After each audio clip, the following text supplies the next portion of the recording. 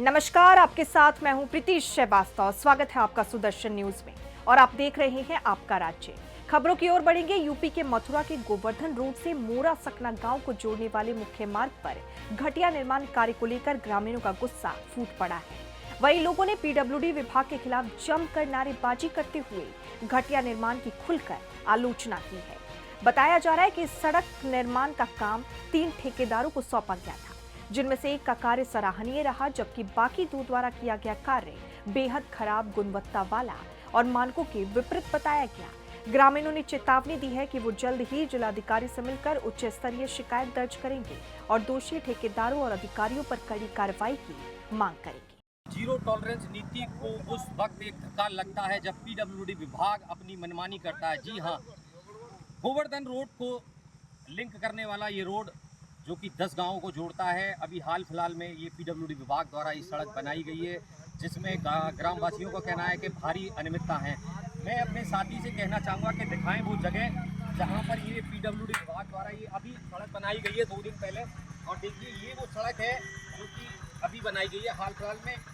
और अभी बात करें तो नज़दीकी मुड़िया मेला है और यहाँ से काफ़ी रोड को डाइवर्ट किया जाएगा। ये वो रोड होगा जहाँ पर अभी कुछ दिन बाद तमाम गाड़ियाँ यहाँ से चलेंगी। ये वो रोड है, ये वो टी पॉइंट है जहाँ से 10 गांव को जोड़ा जाता है। प्रधानमंत्री ग्राम सड़क योजना के तहत भी ये सड़कें बनाई जाती है, लेकिन पीडब्ल्यूडी विभाग अपनी मनमानी के चलते इन ग्रामवासियों के संग, इस देशवासियों के संग बड़ी अनियमितता कर रहा है। कुछ लोग मेरे संग यहाँ मौजूद है जो यहाँ के रहने वाले हैं। इन्होंने बहुत मिन्नतें की जब ये सड़क बन रही थी विभाग के लोगों से कि भाई इसमें थोड़ा टावर अच्छा लगाइए और इस सड़क का निर्माण कीजिए, लेकिन उस सबको ताक पर रखकर भी ये सड़क का निर्माण किया गया है, जैसा कि इन लोगों ने यहाँ बताया। जानेंगे। देखिए, क्या नाम है बेटा आपका? ये लड़का है विराट। ये सड़क कब बनी है? 2-3 दिन पहले। तो ये सड़क कैसी बनी है? खराब बनी। तो ये माल नहीं लगा इसमें? अधिकारी मनमानी करते हैं। अच्छा, आप लोगों ने कहा था उसको कि ये सड़क बनाने के लिए? कहा था। देखिए, जैसा कि ये सब बता रहे हैं कि इन्होंने कहा भी था कि सड़क को ठीक बनाइए और इसमें थोड़ा सा अच्छा मटेरियल लगाएंगे तो सड़क लॉन्ग लाइफ चलेगी, लेकिन इस तरह का कुछ भी नहीं हुआ। बिल्कुल खराब बना है। देखिए, मेरे संग और भी कुछ लोग हैं। देखिए, ये भैया बहुत खराब बनी हुई है और आगे से बिल्डिंग बन जो वो प्लॉट कट रही हैं वहाँ तक उन्होंने ठीक बनाई है। वहाँ से आगे सब ऐसे मटेरियल, इतना खराब मटेरियल बनाया है। इससे पहले भी बनाई थी और इतने गड्ढे हुए थे यहाँ से बहुत ज़्यादा, और अभी सुनवाई करते नहीं है। वहाँ तक सुनवाई की थी, बाकी बिहारी स्कूल तक उन्होंने वहाँ तक ठीक बनाई, उससे आगे इतनी रास्ता बेकार बनाई हुई है और खूब कहते हैं, लेकिन कोई कार्रवाई, कोई सुनवाई नहीं हो रही यहाँ पे। ऐसा भी बताया जा रहा है कि आगे जो कॉलोनी बनाई गई है, बाकी की सड़क वो कॉलोनी वाले ने बनाई है कुछ? उन्होंने अब आप लोग जानते तो हैं, हम गाँव वाले लोग हैं, कुछ कहें तो वो समझते नहीं है। वो ऐसा है और उसने जो प्लॉट कट रही है उतना प्रेशर डाल दिया, सड़क वहाँ तक अपनी अच्छी बनवा दी उन्होंने। जैसा कि बताया जा रहा है कि यहाँ एक कॉलोनी बनी और कॉलोनी वाले के दबाव में वो चौड़ी सड़क भी बनाई गई, लेकिन किंतु गांव वासियों के कहने पर ये सड़क का निर्माण नहीं हो रहा है, नहीं हो पाया। मोहन प्रसाद मीना, सुदर्शन न्यूज, मथुरा। यूपी के मुजफ्फरनगर की तितावी थाना पुलिस और एसओजी को बड़ी सफलता मिली है, जहां मोबाइल टावर से कीमती उपकरण चुराने वाले शातिर चोर शाहनवाज को गिरफ्तार किया गया है और उसके कब्जे से 60 लाख रुपए से ज्यादा कीमत का सामान बरामद हुआ है, जो 4G को 5G में बदलने वाले उपकरण हैं। फिलहाल पुलिस अब इस गैंग के बाकी सदस्यों की तलाश में जुट गई है। देखिए, 15 जनवरी 2025 को तितावी थाने में और फरवरी में बुढ़ाना थाने में एयरटेल की टावर्स से जो है कुछ RRU और BBU बेस यूनिट और रिमोट रेडियो यूनिट्स चोरी हुए थे, जिसमें पुलिस की टीम थाना तितावी और बुढ़ाना लगी हुई थी और उसमें एसओजी सर्विलांस की टीम को भी लगाया गया था।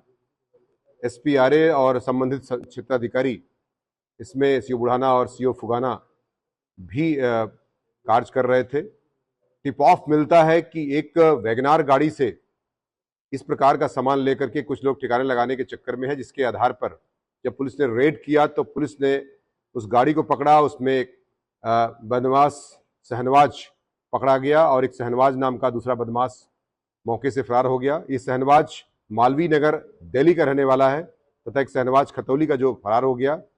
उनके पोजीशन से गाड़ी बरामद होती है, साथ ही साथ आपका 15 BBU और एक RRU बरामद किया गया है, जिसका मुख्य कार्य होता है कि ये कोई 4G से 5G करने में ये इक्विपमेंट सहयोग करता है और ये मार्केट में इसकी वैल्यू एक यूनिट की 3.5 लाख प्लस ही है। इस प्रकार से लगभग 50 से 60 लाख की रिकवरी गाड़ी लेकर के ये तितावी पुलिस और प्लस एसओजी सर्विलांस की टीम द्वारा किया गया है।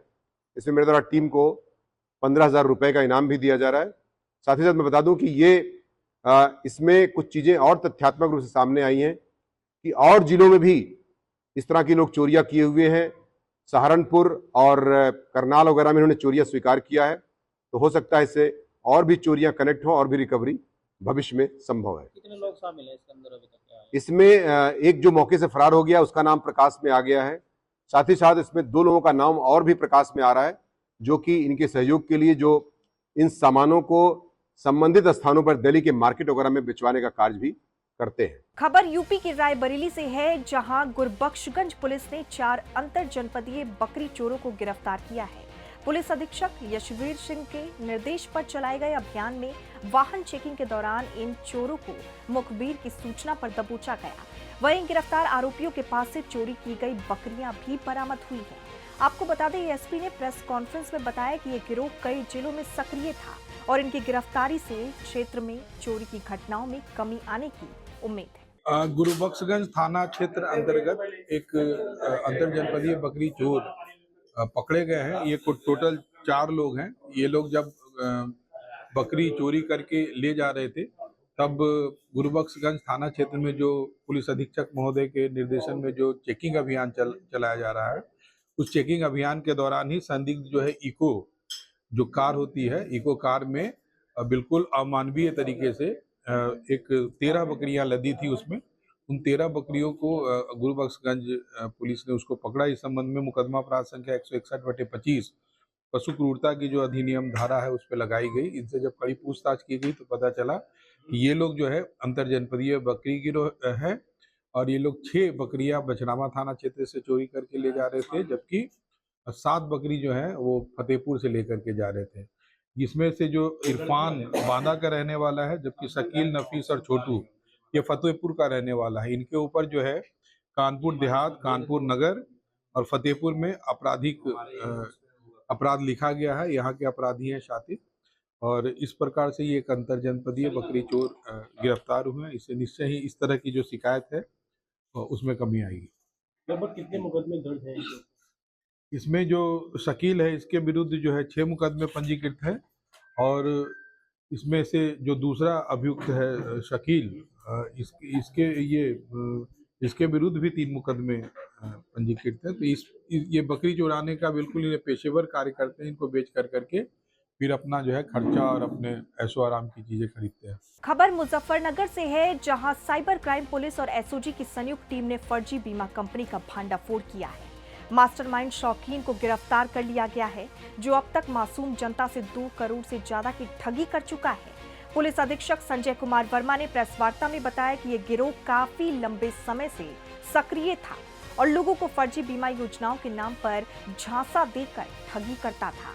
वहीं अब तक 12 से ज्यादा लोगों से धोखाधड़ी की पुष्टि हुई है और साथ ही मास्टरमाइंड शौकीन के खातों से 2 करोड़ 12 लाख रुपए के ट्रांजैक्शन सामने आए हैं। फिलहाल पुलिस पूरे मामले की जांच कर रही है। नहीं, ये साइबर थाने पर जो मुजफ्फरनगर में एक शौकीन नाम का लगभग 40 साल का एक व्यक्ति गिरफ्तार किया गया, जो D95 गैंग है हमारे यहाँ, उसका सक्रिय सदस्य है तथा इस पर इनाम भी चल रहा था। ये पकड़ा गया है और इससे जब पूछताछ की जाती है, इसका वांछित भी चल रहा था। एक मुकदमा दर्ज हुआ था जनवरी के महीने में थाना साइबर क्राइम थाने पर, जिसमें 18,57,000 रुपए का फ्रॉड हुआ था। इंश्योरेंस में जो पैसा मैच्योरिटी हो जाता है उसके नाम पर इन लोगों ने 3 लोग इसमें बात करके कंज्यूमर को कंफर्म करके कन्विंस करके अपने अकाउंट में ये बताते हुए कि आपका 17 लाख मैच्योरिटी का नहीं है बल्कि 68 लाख रुपए आपके खाते में जमा हुआ है, लेकिन उसका इनकम टैक्स के नाम पे, सेस के नाम पे और कुछ टैक्सेस के नाम पे लगभग 17 लाख से ऊपर उसका जो है अपने अकाउंट्स में, विभिन्न अकाउंट्स में डलवा लिए थे, जो कि मैसूर है, पुणे है, आप देखोगे वेस्ट बंगाल है, प्रयागराज है। इस प्रकार के 7 अकाउंट्स में पैसे इन्होंने विभिन्न प्रकार के अलग अलग अमाउंट्स में डलवा लिए थे। इस प्रकार से इसमें 2 लोग ऑलरेडी इसमें जेल में, लोकेंदर और अशोक नाम के व्यक्ति जो गाजियाबाद और बुलंदशहर के निवासी हैं, ये जा चुके हैं। यह व्यक्ति शौकीन आज पकड़ा गया है। इसने अपना जुर्म स्वीकार किया है और उसने बताया है कि इसमें 2 लोग और शामिल थे पूरे घटनाक्रम में। इस प्रकार से जो है 2 लोगों को और पकड़ा जाएगा। तो ये इसके जो अकाउंट्स वगैरह जब चेक किए गए 27 लाख का जो ट्रांजैक्शन इसके अकाउंट में किया गया है।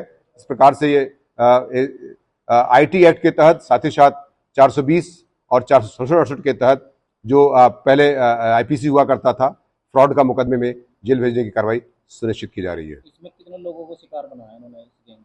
इस गैंग ने अब तक तो इसने जो स्वीकार किया है उसके आधार पर कम से कम 12 लोगों को इन लोगों ने टारगेट किया है अब तक, और 12 लोगों में इन्होंने फ्रॉड का पैसा कमाया है। 2 करोड़ 12 लाख रुपए इन्होंने अपने अकाउंट्स में ट्रांजैक्ट कराए हैं, और इसमें और 2 लोगों की तलाश है जो कि मुख्य अभियुक्त हैं।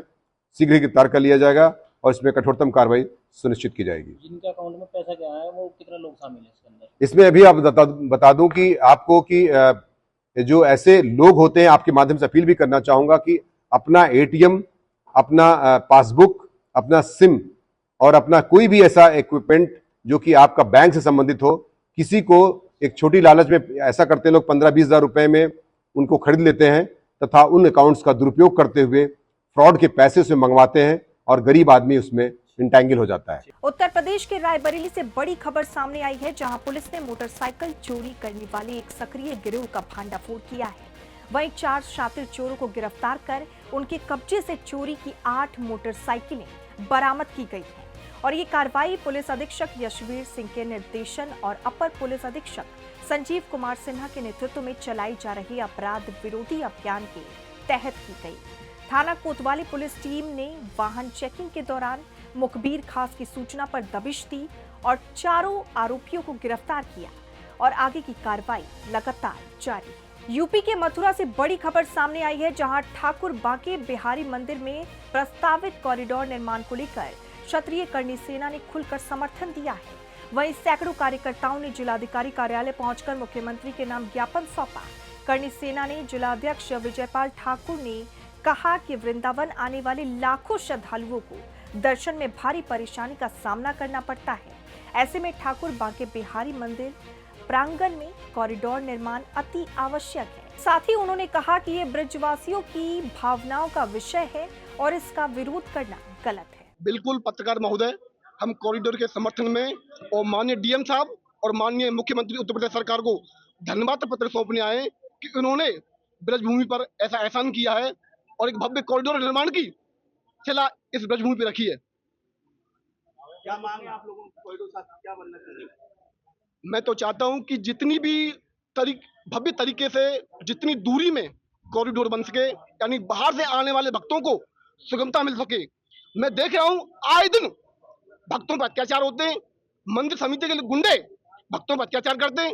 अगर कोई पैसा दे उसको दर्शन अच्छे से होते हैं, अगर पैसा ना दे तो धक्के मार कर बाहर कर दिया जाता है उन चंद गुंडों के द्वारा, चंद लुटेरों के द्वारा।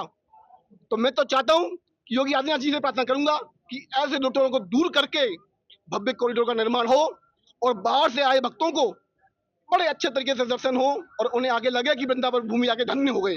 देखिए, क्षत्रिय करणी सेना के द्वारा आज बीएम साहब को ज्ञापन दिया जा रहा है, जिसमें कुछ मांगे हैं भव्य कॉरिडोर को लेकर के। लेकिन मैं आपके चैनल के माध्यम से गोस्वामी समाज से पूछना चाहूंगा कि आप इतने गिर गए कि जिस सरकार के रहते हुए राम भक्तों पर गोलियां चलवाई गई, आप उन राम भक्तों की कुर्बानी को भूल गए और उनका समर्थन ले लिया। करणी सेना उस पूरे कृत्य का तोड़ विरोध करती है और आपको अवगत कराती है कि अगर आपने उसको वीडियो बना करके उसकी निंदा नहीं की तो आपको करणी सेना का विरोध झेलना पड़ेगा। आप विरोध में बैठे हो, हम जाके वहां समर्थन में बैठेंगे, ये करणी सेना का ऐलान है। यूपी के आजमगढ़ जिले से खबर है, जहां रानी की सराय थाना क्षेत्र से एक जमीन विवाद के चलते हुए गंभीर हमले का मामला सामने आया है। घटना का वीडियो सोशल मीडिया पर वायरल हो गया है। इसमें साफ देखा जा सकता है कि कैसे एक ही परिवार पर घर में घुसकर हमला किया गया। दरअसल पूरा मामला कोठिया गांव का है और अब इस घटना का वीडियो सोशल मीडिया पर वायरल हो रहा है, जो पूरे मामले की गंभीरता को और ज्यादा बढ़ा रहा है। और इस मामले में एसपी सिटी मधुबन सिंह ने बताया है कि एक आरोपी को गिरफ्तार कर लिया गया है और बाकी की तलाश जारी है। फिलहाल पीड़ित की सूचना पर मुकदमा दर्ज कर पुलिस आगे की कार्रवाई में जुट गई है। ये प्रकरण थाना रानी की सराय के ग्राम कोठिया का है। कल ज़मीनी पैमाइश को लेकर दो पक्ष जो आपस में पारिवारिक हैं उनमें विवाद हुआ, जिसमें यदुवंश पांडे की तरफ से थाना स्थानीय पर जो तहरीर दी गई उस पर मुकदमा पंजीकृत कर विवेचना की जा रही है। एक व्यक्ति को गिरफ्तार कर इसमें धारा 151 के अंतर्गत जेल भेजा गया है और अन्य लोगों के विरुद्ध निरोधात्मक कार्रवाई की जा रही है। विवेचना प्रचलित है, जो सही तथ्य होंगे उसके आधार पर कार्रवाई की जाएगी। उत्तर प्रदेश के महावन तहसील परिसर में एक बड़ा विवाद सामने आया है, जहां ग्राम भारतीय की ग्रामीणों ने तहसील में हंगामा काटते हुए लेखपाल पर जमीन की पैमाइश में मिलीभगत का आरोप लगाया। बता दें कि 70 साल की बुजुर्ग महिला सहित करीब 2 दर्जन ग्रामीणों ने शमशान घाट की जमीन की पैमाइश में लापरवाही और लेखपाल की भूमिका पर सवाल उठाए हैं। ग्रामीणों का कहना है कि अधिकारियों के निर्देश के बाद भी लेखपाल कई बार फोन नहीं उठाता रहा और मौके पर देर से पहुंचा। आरोप है कि लेखपाल ने पैमाइश के लिए भी पैसे मांगे और जब ग्रामीणों ने लेखपाल को घेर कर जमकर विरोध किया तो वही स्थिति तनावपूर्ण हो गई। शमशान भूमि का है ना, शमशान भूमि की मेजरमेंट का है, तो उसकी जो घनश्याम है वाल्मीकि बेचारा, उसने कंप्लेंट की है पहले, तो उस कंप्लेंट पे इन्होंने न गौर करते हुए उसको 2-1 बार देखा गया और उसका मेजरमेंट सही नहीं किया गया, तो सही मतलब संतुष्ट नहीं हुए। और एक बार कानूनगो साहब श्री रामजीलाल जी गए हैं और श्री ये क्या नाम है हरवीर सिंह लेखपाल जी गए हुए हैं, इन्होंने भी उसका मेजरमेंट किया है। तो मेजरमेंट करने के बाद में हमारे लोगों से आपके द्वारा लगातार आरोप लगाए जा रहे हैं कि लेखपाल जी दूसरी पार्टी से मिल चुके हैं। तो आरोप मैं वही बताऊंगा, बताइए कि मेजरमेंट करने के बाद में सारा हम लोग वहाँ खड़े हैं, तो इन्होंने क्या किया, जो मुड्डी गाड़ी थी वो मुड्डी 3-3.5 फुट आगे बढ़ा दी, हटा दी दूसरे पक्ष की तरफ। हाँ, दूसरे पक्ष की तरफ। और उन्होंने कहा कि ऐसा है आपका रकबा ज़्यादा बनना है। तो मैंने कि एक बार लेखपाल जी ने नापा तब रकबा ज़्यादा नहीं था और तुमने अब नापा जब रकबा ज़्यादा नहीं था, अब रकबा ज़्यादा हो गया। तो करे नहीं ठीक है। तो हमने फिर जो संविधान दिवस लगता है ना 22 में हम आए थे, पहले भी आए थे, तो उस दिवस में हमने ये अपने SDM साहब के सामने हम पेश हो गए, तो उनको हमने लिख के दे दिया। तो उन्होंने हमें 6-7 का निस्तारीकरण का ऑर्डर किया है। तो अब ये पटवारी जी हैं, इन्होंने फ़ोन किया गंभीर के पास, उसका कंप्लेंट पे नंबर था, तो उसने कहा कि भाई ऐसा है हम आज आ रहे हैं 12-1 बजे तक हम आ रहे हैं आज, और आपका ये मेजरमेंट है, आपका पूरा हो जाएगा काम और आप तैयार रहो। तो हम लोग सब वहाँ तैयार थे, वहाँ पहुँच गए। अब ये कह रहे हैं कि अब ये आए नहीं, अब हमारा फ़ोन भी नहीं उठाया उन्होंने। तो उस लड़के से बात की इससे, तो कह रहे जी मैं तो मना कर रहा हूँ, मैं नहीं आ रहा 2 बजे तक। तो अब बताओ 2 बजे तक नहीं आ रहे आप, तो हमें पहले ही बता देते। तो अब हम यहाँ आ गए। तो नापतोल के लिए आदेश जारी करा चुके हैं आप? नापतोल के लिए आदेश जारी करा चुके हैं? यूपी के आजमगढ़ जिले के निजामाबाद थाना क्षेत्र के फरीहा गांव में गुरुवार सुबह एक अज्ञात युवती की लाश मिलने से सनसनी फैल गई। शव की स्थिति संदिग्ध थी, जिससे दुष्कर्म के बाद हत्या की आशंका जताई जा रही है। वहीं शव गांव के बाहर मसूद के ट्यूबवेल के पास पड़ा मिला। स्थानीय लोगों के मुताबिक बुधवार शाम एक युवक युवती के साथ वहां रुका था। सुबह युवती मृत मिली, जबकि युवक फरार हो गया। युवती के सिर पर चोट, शरीर पर खरोच और अस्त व्यस्त कपड़े मिले हैं। पुलिस ने शव को कब्जे में लेकर पोस्टमार्टम के लिए भेज दिया और मामले की जांच शुरू कर दी है। यह प्रकरण थाना निजामाबाद के फरिया गांव का है। आज लगभग 8 बजे सुबह थाना स्थानीय को ये सूचना दी गई कि फरिया गांव में अहमद मसूद के ट्यूबवेल पर एक अज्ञात युवती का शव पड़ा है। इस सूचना पर थाना स्थानीय के उप निरीक्षक गण द्वारा मौके पर पहुंचकर शव को कब्जे में लिया। उसके पंचायतनामा पोस्टमार्टम की कार्रवाई कराई जा रही है। मौके पर फील्ड यूनिट की टीम द्वारा यहां पे उपलब्ध जो साक्ष्य उनको कलेक्ट किया जा रहा है। मौके पे वरिष्ठ अधिकारी गणों द्वारा घटना स्थल का निरीक्षण किया गया है। पंचायतनामा और पोस्टमार्टम से जो तथ्य आएंगे उसके आधार पर अग्रिम कार्रवाई की जाएगी। मध्य प्रदेश के ग्वालियर रेलवे स्टेशन से बेंगलुरु एक्सप्रेस को केंद्रीय मंत्री ज्योतिरादित्य सिंधिया ने हरी झंडी दिखाकर रवाना किया। इस दौरान मुख्यमंत्री मोहन यादव और रेल मंत्री अश्विनी वैष्णव ने वर्चुअल हरी झंडी दिखाई। भीषण गर्मी के बीच ज्योतिरादित्य सिंधिया ने एसी डिब्बे की बजाय जनरल डिब्बे में बैठकर शिवपुरी और गुना के लिए यात्रा की। साथ ही उन्होंने कहा कि ये ट्रेन ग्वालियर चंबल अंचल के लिए बेहद महत्वपूर्ण है, जिससे क्षेत्र के लोगों को बेंगलुरु जाने में सुविधा मिलेगी।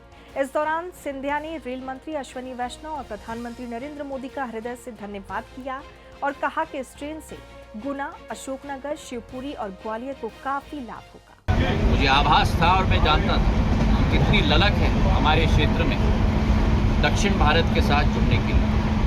अरे भैया, चाहे शिक्षा के संस्थान हो, चाहे सूचना प्रौद्योगिकी संस्थान हो, चाहे धार्मिक संस्थान हो, हर उत्तर पूर्वी और मध्य प्रदेश का नागरिक दक्षिण भारत तक जाना चाहता है और हर दक्षिण भारत का नागरिक ग्वालियर चंबल संभाग तक आना चाहता है, लेकिन आवागमन की कमी थी। आज उस कमी को पूरी की प्रधानमंत्री जी ने और रेल मंत्री अश्विनी वैष्णव जी, दोनों को मेरे दिल की गहराइयों से बहुत बहुत धन्यवाद। जो पूर्व में हमारे संभाग के यात्री को कोटा जाना पड़ता था, बीना जाना पड़ता था, भोपाल जाना पड़ता था, 6 घंटे की सफ़र लगती थी। फिर उन स्टेशनों में 6 से 8 घंटे इंतज़ार करना पड़ता था और उसके बाद 36 घंटे की सफ़र बेंगलुरु तक। अब सीधा ग्वालियर से 30 घंटे में हम लोग बेंगलुरु पहुंच जाएंगे और इसलिए ये आम जन को जोड़ने की सुविधा है।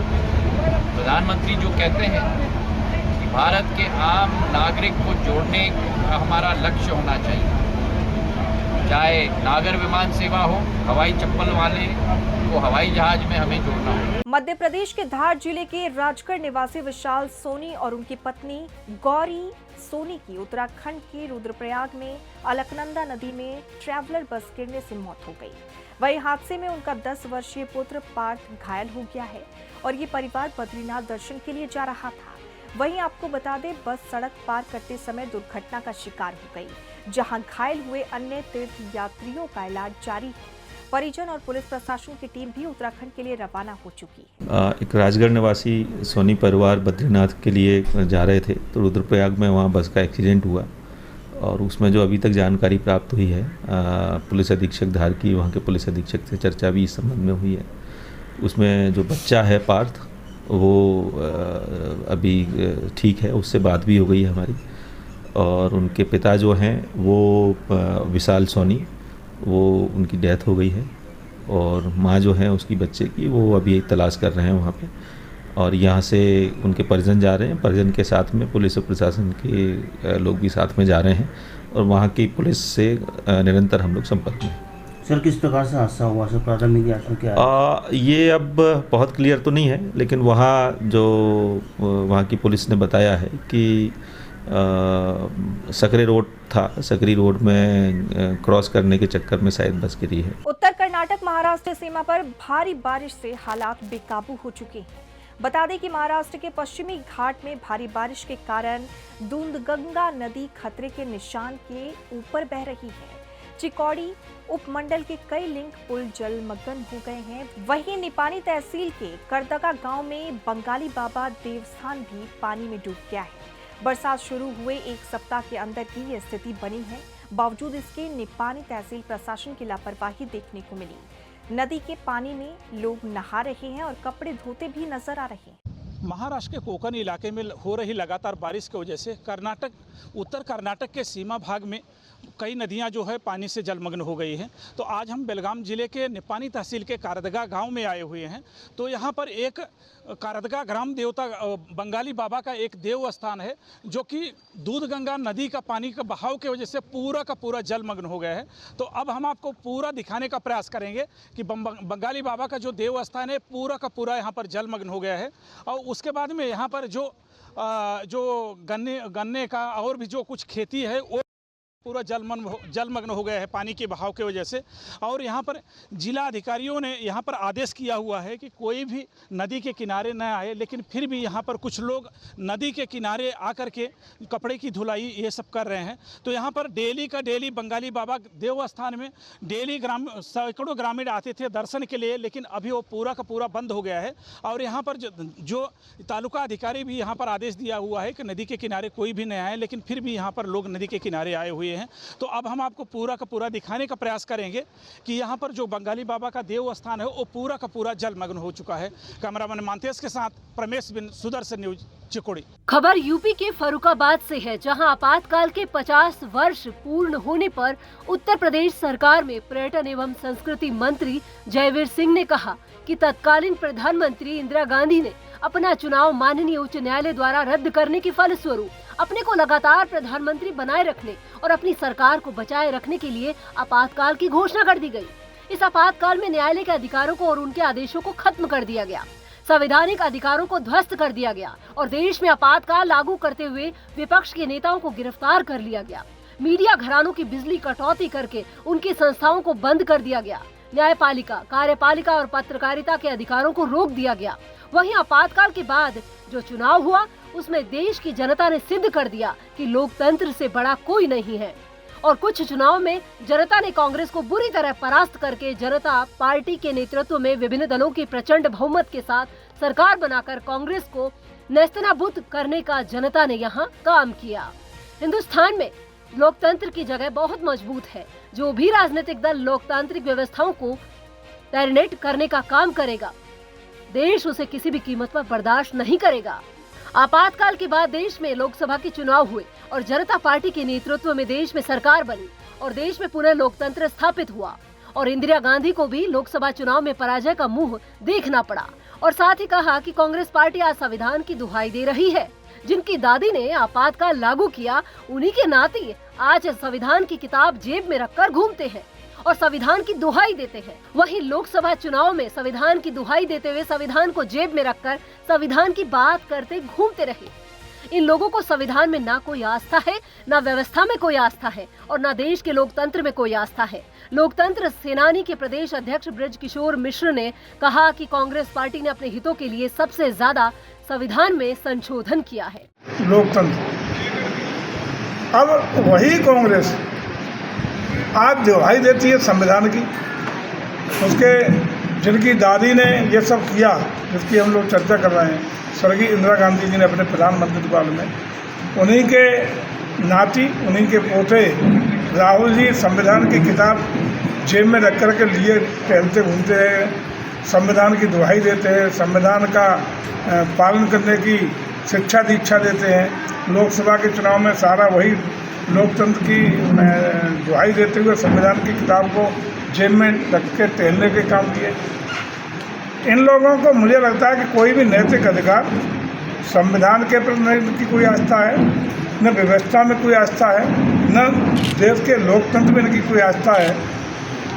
अगर संविधान में भी सबसे ज़्यादा संशोधन अपने निजी हितों को करने के लिए काम किया है तो कांग्रेस की पार्टी ने किया है। सबसे ज़्यादा संशोधन कांग्रेस की सत्ता के दौरान ही हुए हैं। जिस पार्टी ने संविधान का गला घोंटा हो, जिस पार्टी ने लोकतंत्र का गला घोंटा हो, जिस पार्टी ने सभी देश के जन अधिकारों को से लेकर के प्रेस की स्वतंत्रता की आज़ादी तक कुचलने का काम किया हो, ऐसे लोगों को मैं समझता हूँ क्या लोकतंत्र पर, संविधान पर बात करने का नैतिक अधिकार नहीं रह जाता है।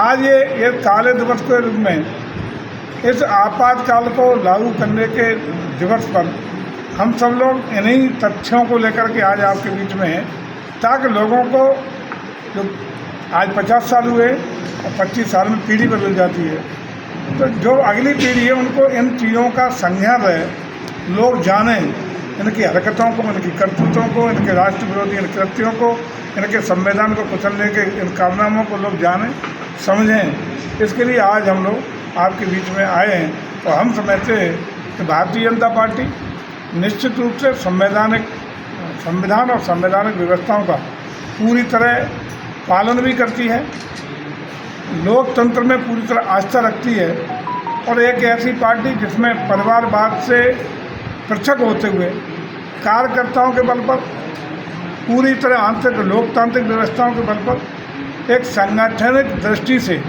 सभी को सम्मान देते हुए, हर वर्ग धर्म और जाति के लोगों को समाहित करते हुए देश को एक मजबूत राष्ट्र के रूप में, मजबूत ताकत के रूप में स्थापित भी कर रही है। और उसी का परिणाम है कि प्रगति के नए नए आयाम के साथ साथ आज सामरिक क्षेत्र में, आर्थिक क्षेत्र में विश्व पटल पर भारत एक नई ताकत के रूप में उभरा है। और हम विश्वास दिलाते हैं कि आदरणीय मोदी के नेतृत्व में जिस तरीके से पिछले 11 सालों में देश ने हर क्षेत्र में जो उल्लेखनीय प्रगति की है, देश रक्षा के क्षेत्र में आत्मनिर्भर हुआ है। समय को आप किस तरह से याद करते हैं कि लोकतंत्र आज भी जिंदा है? 25 जून 1975 को तत्कालीन प्रधानमंत्री ने इस देश में आपातकाल घोषित किया। 25 जून के पहले 12 जून को माननीय उच्च न्यायालय इलाहाबाद द्वारा इंदिरा गांधी के विरुद्ध ये निर्णय दिया गया कि उन्होंने अपने चुनाव में सरकारी संसाधनों का दुरुपयोग किया। इससे झल्लाई बैठी इंदिरा गांधी ने अपनी कुर्सी और सत्ता बचाने के लिए पूरे देश को आपातकाल की अग्नि में झोंक दिया। ऐसी अग्नि में झोंक दिया जिससे पूरा देश तबाह हो गया और संविधान को उसने तहस नहस करके छोड़ दिया। विपक्षियों को, नौजवानों को, विद्यार्थियों को कारागार में डाल दिया। मैं उस समय लखनऊ विश्वविद्यालय विधि प्रथम वर्ष का छात्र था। विद्यार्थी परिषद से मेरा संबंध था, उस कार्यकर्ता था। मुझे आंदोलन में सक्रिय रूप से मेरी भूमिका थी। मुझे 12 जुलाई 1975 को मेरे गांव महोई में गिरफ्तार करने के लिए भारी फोर्स बल आया रात्रि के 10 बजे और मुझे गिरफ्तार करके थाना छिबरामऊ ले जाया गया। वहाँ से मुझे 4-5 दिन विभिन्न थानों में घुमाया गया। मुझसे पूछा गया आरएसएस के लोगों का, विद्यार्थी परिषद के लोगों का, जनसंघ के लोगों का कि उनका पता बताइए, उनकी गतिविधियां बताइए। जब मैंने नहीं बताया तो मुझे टार्चर किया गया, मुझे 3rd डिग्री प्रयोग किया गया। और उसके बाद 4-5 दिन के बाद 16 जुलाई को फिर मुझे थाना छिबरामऊ लाया गया और थाना छिबरामऊ में ला करके एक झूठी सभा और झूठा भाषण बनाते हुए उसमें ये दिया कि मैं ये कह रहा था कि इंदिरा गांधी के लिए मेरी तरफ से ऐसे शब्दों का प्रयोग किया गया जिन शब्दों को मैं कह नहीं सकता उस एफआईआर में, कि इन्होंने कहा कि इसके शासन को पलटना है और इसने इस देश में इमरजेंसी लगा करके सभी लोगों को गिरफ्तार कर लिया है। उस समय मुझे फतेहगढ़ जेल में भेजा गया और फतेहगढ़ जेल के बाद कुछ दिनों के बाद मुझे सेंट्रल जेल फतेहगढ़ की तनाई में भेज दिया गया, जहां मुझे अकेले रखा गया, जहां केवल दैनिक क्रिया करने के लिए ही मुझको जो है बाहर निकाला जाता था तनाई के बाद, और शेष समय में उसी में रखा जाता था। और वहाँ पर जो मेरी रखवाली के लिए भिखारी पक्का और नरपल नंबरदार जो कैदी थे, जो रखे गए थे, वो मुझे धमकाते थे कि यहाँ पर बहुत ढंग से रहना, अन्यथा यहाँ पर बहुत जो उस तरीके के लोग सत्याग्रह करके लोग आए उनको ठीक, यहाँ तक कि कहा कि डॉक्टर लोहिया को भी ठीक करने में यहाँ देर नहीं लगी। मुझे धमका करके इस तरीके के मुझे जमानत नहीं दी गई। उच्च न्यायालय ने भी मेरी जमानत खारिज कर दी। जब उनको उच्च न्यायालय को ये बताया गया कि ये लखनऊ विश्वविद्यालय का छात्र है, तो उच्च न्यायालय ने क्या काम किया कि मेरे लिए आदेश कर दिया कि ये सेंट्रल जेल फतेहगढ़ से इनको लखनऊ जेल ले जाया जाएगा और लखनऊ जेल में इनकी परीक्षा होगी। मेरी लखनऊ जेल में ही परीक्षा कराई गई और उसके बाद मुझे जेल से रिहा तब किया गया जब 21 मार्च 1977 को देश की जनता भगवान ने यहाँ उस समय की सत्ता को पलट दिया, देश में पुनः लोकतंत्र स्थापित हुआ और हम सब लोग जो लोकतंत्र सेनानी हैं, जो उससे पीड़ित हैं, सभी लोगों को, अपनी आगे आने वाली पीढ़ी को यही संदेश दे रहे 25 जून को काला दिवस मना करके कि सतर्क रहिए कि भविष्य में इस देश में कोई ऐसा तानाशाह न आने पाए जो ये देश की लोकतंत्र की हत्या करे और संविधान को छिन्न भिन्न करे। वर्तमान समय की जो स्थिति है जो वो बहुत ही गंभीर है।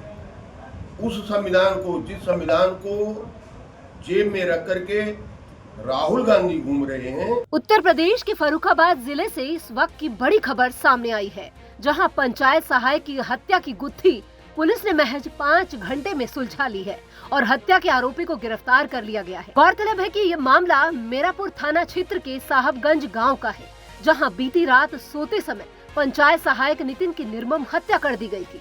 सुबह जब परिजनों ने चारपाई पर उसका लहूलुहान शव देखा तो गांव में हड़कंप मच गया और तुरंत पुलिस को इस घटना की सूचना दी गई। पुलिस अधीक्षक आरती सिंह ने इस सनसनीखेज वारदात का खुलासा करते हुए बताया कि आरोपी को गिरफ्तार कर लिया गया है और पूछताछ में उसने चौंकाने वाला कारण बताया है।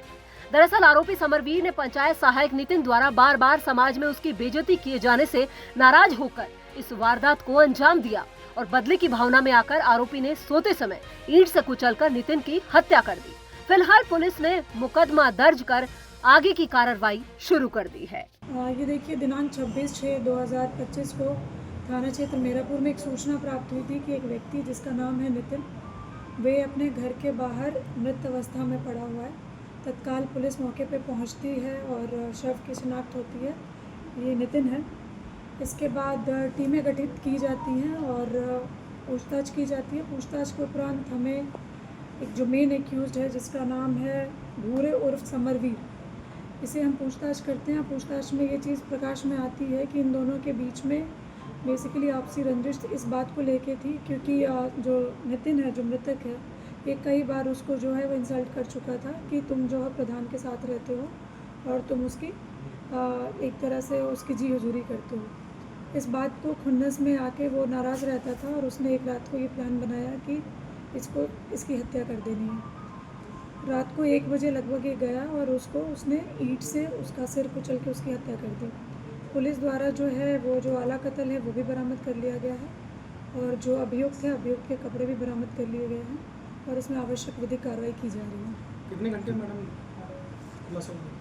ये सुबह 5 बजे पुलिस को ये सूचना प्राप्त हुई थी और लगभग 6 घंटे में हम लोग ने ये पूरी घटना का खुलासा किया है। और इसी के साथ इस बुलेटिन में फिलहाल इतना ही।